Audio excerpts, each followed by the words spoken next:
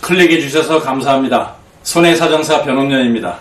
보험회사와 맞짱뜨기 쉬운 6번째 영상입니다. 오늘은 5개 이상의 치아에 결손이 있어도 장애보험금 청구해서 탈 수 있다 라는 영상을 준비했습니다. 보험계약자들 대부분은 피보험자가 사망을 했을 때 사망보험금은 잘 타먹습니다. 의료실비보험을 가입한 계약자는 병원에서 치료를 하고 진료비를 납부한 다음에 진료비 계산서 영수증을 보험회사에 청구하고 의료실비도 잘 타먹습니다. 입원 치료를 했다면 입퇴원 확인서를 보험회사한테 제출하고 입원비 일당도 잘 청구해서 타먹습니다.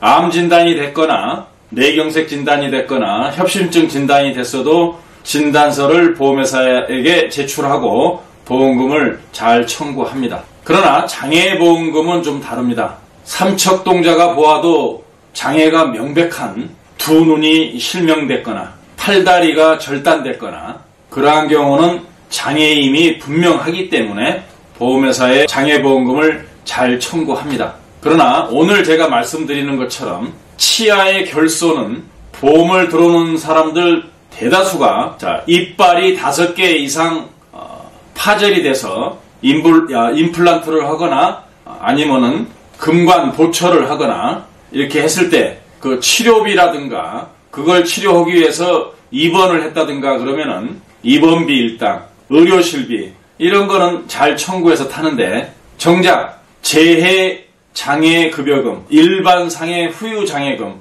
이 두 가지는 놓치고 청구를 안 해서 보험사고 발생일로부터 3년이 지나버려 청구권 소멸시효까지 완성이 되는 바람에 권리 행사도 못하고 타먹을 수 있는 보험금이 있었음에도 불구하고 억울해하는 것을 저는 종종 봅니다. 오늘 제가 이 영상에서 준비한 것처럼 교통사고를 당하거나 추락사고를 당하거나 이런 재해 또는 상해 이런 것을 당해서 이빨이 5개 이상 파절이 됐다 그러면은 치료하는데 소요된 치료비 외에도 생명보험 같은 경우에는 명칭이 재해장애급여금입니다. 손해보험회사의 상해보험 같은 경우에는 일반 상해 후유 장애보험금입니다. 그래서 같은 말인데 생명보험은 재해라는 말을 쓰고 손해보험은 일반 상해라는 말을 쓸 뿐입니다. 똑같은 말입니다. 급작스럽고 우연한 외래 사고로 인해서 사고가 발생하는 것을 생명보험은 재해라고 부르고 손해보험은 상해라고 부르는 겁니다. 이러한 재해나 상해를 당해서 이빨이 5개 이상 파절이 됐다 그러면은 그때부터 장애보험금을 청구할 수 있는데 5개 이상 파절이 되면은 얼마를 청구해야 되고 7개 이상 파절이 되면은 얼마를 청구해야 되고 14개 이상 파절이 되면은 얼마를 청구해야 되는지 보험약관의 장애 분류표와 등급 판정 기준을 살펴보도록 하겠습니다.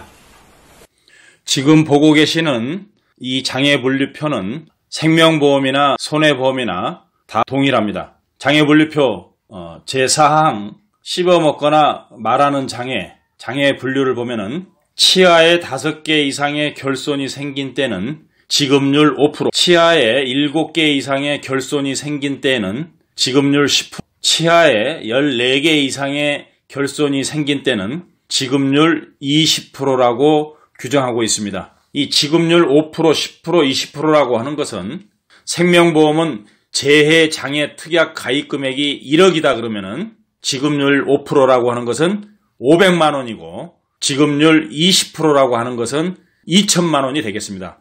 손해보험의 상해보험 같은 경우에는 재해장애 특약이 아니라 일반 상해 후유장애 특약의 가입금액이 1억이라고 간주를 하면은 그 1억에 지급률 5%, 10%, 20%를 곱한 것이 지급받아야 할 일반 상해 후유장애 보험금이 되겠습니다. 여기서 치아의 결손이란 치아의 상실 또는 치아의 신경이 죽었거나 3분의 1 이상이 파절된 경우를 말합니다. 유상의치 또는 가교의치 등을 보철한 경우, 그러한 경우 지대관 또는 구의 장착치와 포스트, 인레인만을 한 치아는 결손된 치아로 인정하지 않습니다. 상실된 치아의 크기가 크든지 또는 치간의 간격이나 치아 배열 구조 등의 문제로 사고와 관계없이 새로운 치아가 결손된 경우에는 사고로 결손된 치아 수에 따라 지급료를 결정합니다. 어린이의 유치와 같이 새로 자라서 갈 수 있는 치아는 장애의 대상이 되지 않습니다. 신체의 일부에 탁착 분리가 가능한 의치의 결손은 장애의 대상이 되지 않습니다. 그래서 이미 재해나 일반 상해를 당하기 전에 이빨에 의치를 끼고 있었다. 그런데 사고로 그 의치가 결손이 됐다.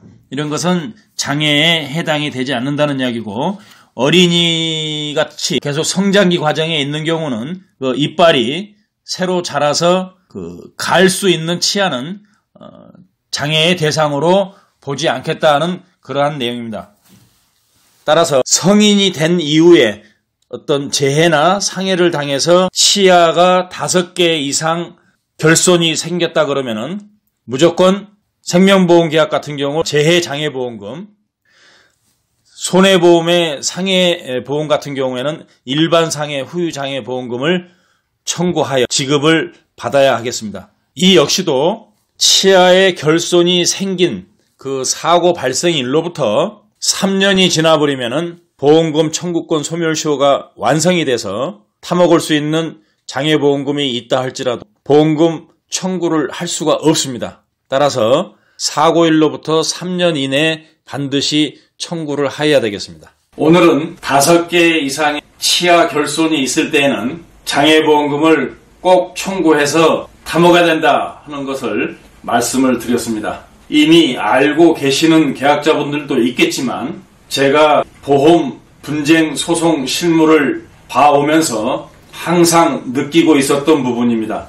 치아 결손에 대해서는 파절 당시 보철하는데 치료비라든가 입원비, 통원비 일당 이런 거는 잘 청구를 하는데 장애보험금 지급되는 것은 모르고 있다가 청구권 소멸시효 완성으로 억울해하는 계약자들을 가끔 보았기 때문에 오늘 제가 여러분께 알려드린 겁니다. 혹시 사고로 5개 이상의 치아가 결손이 됐더라면 사고일로부터 3년이 아직 경과되지 않은 분들은 내일이라도 당장 보험회사에 청구를 하시고, 잘 모르시는 경우에는 저에게 전화를 주시거나 이메일로 상담해 주시면 제가 적극 도와드리겠습니다. 감사합니다. 오늘 영상도 유익했다면 좋아요와 구독 알람 부탁드리겠습니다.